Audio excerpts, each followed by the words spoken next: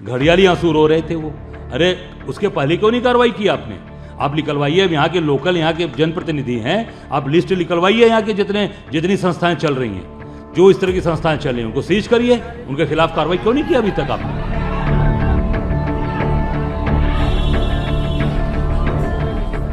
बेचारे 15 बच्चे आज वहां जलकर और दम घुटने से मर गए।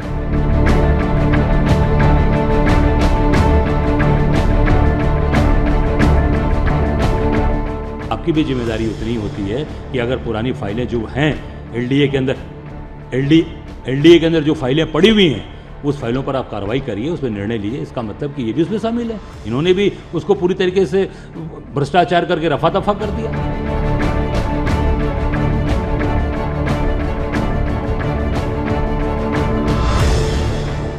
जब भाजपा के किसी परिवार का जाता तब उनको दुख दर्द होता कि नहीं हमारा परिवार का बच्चा चला गया। एक साधारण आदमी के परिवार का बच्चा बिटिया गई तो इनको केवल घड़ियाली आंसू बहाना और घूम घूम के केवल घाट पर, और रात को देखिए रक्षा मंत्री भी आ गए। देखिए ये घटना पूरी तरीके से सरकार की और प्रशासन की लापरवाही है।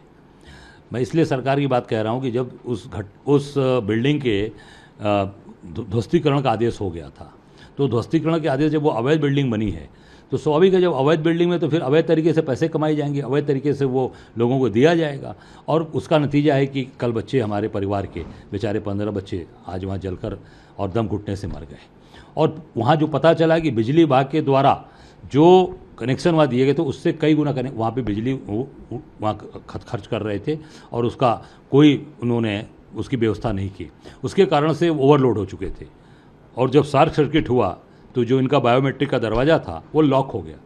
बच्चे खोलते रह गए, पीटते रह गए, वो दरवाज़ा नहीं खुला और वो पूरी तरीके से बच्चे उसमें दम घुटकर और जल के मर गए।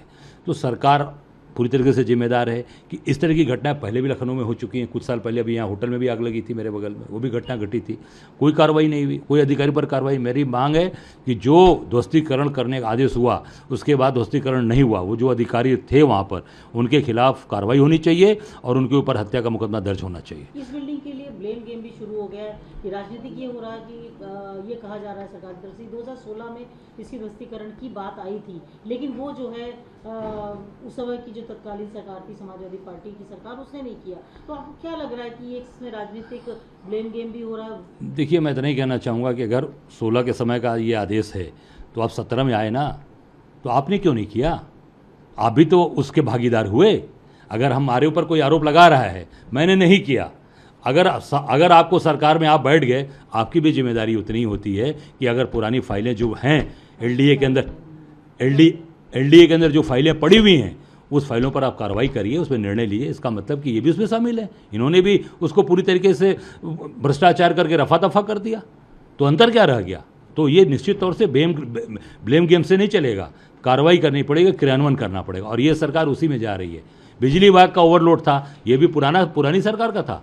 ये आपके आज की बातें हैं ना, जो ओवरलोड था और वो चोरी करके जला रहे थे लोग, क्यों नहीं कार्रवाई किया? ये पूरी तरीके से सरकार दोषी है वर्तमान की, क्योंकि सारी जिम्मेदारी इनकी बनती है, और अगर नहीं इन्होंने किया, जो प्रशासन अमला आपके पास है, कार्रवाई क्यों नहीं कराई आपने? जिस तरीके से कल कुछ लोगों को पर कार्यवाही करी गई और एसआईटी गठित हुई, इसको अब आप कैसे देखते हैं? देखिए एसआईटी तो जहाँ भी सरकार की कमियां होती हैं, जहाँ सरकार फंसती है वहाँ एसआईटी बना देती है। जैसे राम मंदिर में बना दिया एसआईटी, बिना एफआईआर के एसआईटी बना दिया, और एसआईटी ने रिपोर्ट भी सौंप दिया जाके, मतलब हम बनाए और हम ही को रिपोर्ट भी दे दिया गया। अब सोच सकते हैं ये कौन सा तरीका है, कौन सा न्याय मिलेगा इस पर? इससे साबित होता है कि एसआईटी बनाना केवल लोगों को भ्रमित करना और लोगों का एक माइंड वॉश करना। जिस तरीके से कल इसमें कार्रवाई करी गई, कुछ लोगों के ऊपर को सस्पेंड किया गया और उन पर सस्पेंशन से नहीं चलेगा।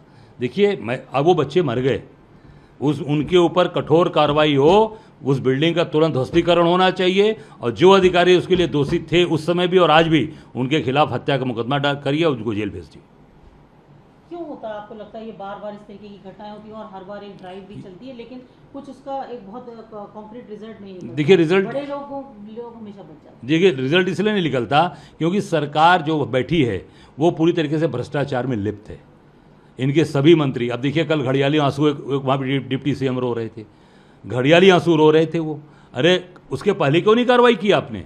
आप निकलवाइए, यहाँ के लोकल, यहाँ के जनप्रतिनिधि हैं, आप लिस्ट निकलवाइए यहाँ के जितनी संस्थाएं चल रही हैं, जो इस तरह की संस्थाएं चल रही हैं उनको सीज करिए। उनके खिलाफ कार्रवाई क्यों नहीं की अभी तक आपने?